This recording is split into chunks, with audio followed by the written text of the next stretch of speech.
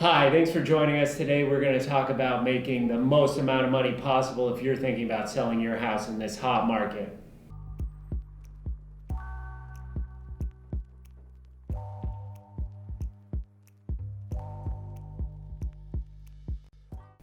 My name's Cole Elwood with the Strongwell Real Estate team, and I'm joined with Michael Albertson, one of our listing agents. So Mike, now that the property is ready to be listed, what's the first step?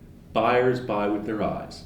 And that's what they're doing online now. That is why those first initial photographs are so key, because that's what's going to get the buyer into your home. Then they can start to feel the warmth of your home, they can feel the history of your home, and they can start to see where they can fit into that property and make it their own. And once they've made that decision psychologically, that's when you're going to profit the most.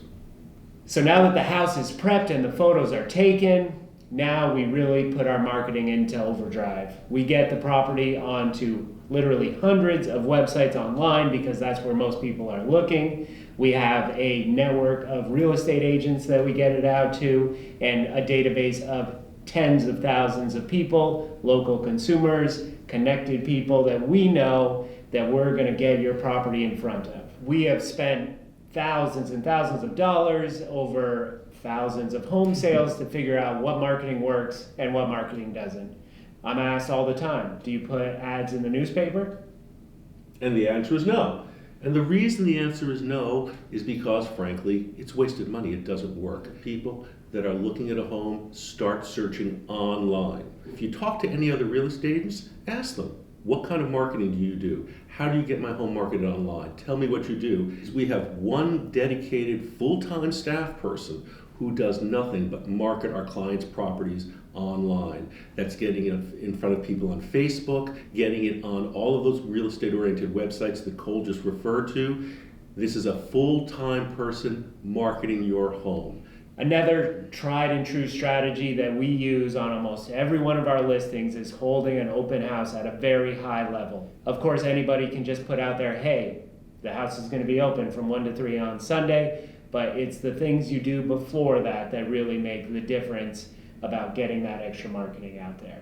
We are on the phones leading up to your open house, calling everyone in our database to let them know there's this great property available at 123 Main Street. It's something that I think you're going to be interested, that you might want to drop by and take a look at.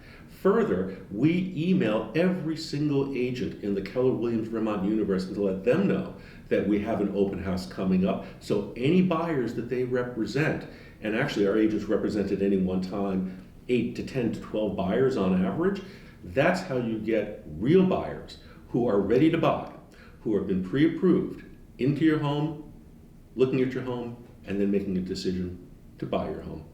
This is how we maximize your exposure around doing an open house, which means more money in your pocket.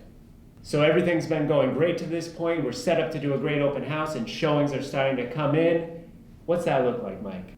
Well, it's going to make homeowners very happy when they start seeing that process happen, but that is also when things can get a little bit hectic, and people need to be prepared for that. Especially in a market like this, there's going to be so many showings, and keeping track of all of those, making sure those buyers are pre-approved, pre-qualified for your type of home.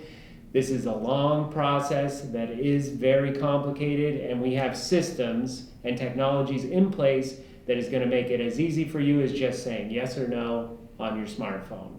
Cole, I'm really glad you made that point about pre-approvals, because that's something we're very careful about. Especially with COVID being around, you don't want a lot of strangers marching through your house. You don't want a lot of people who are unqualified to get a mortgage for your home bothering you. We make sure that people are pre-approved in writing prior to allowing them to even make an appointment for your home.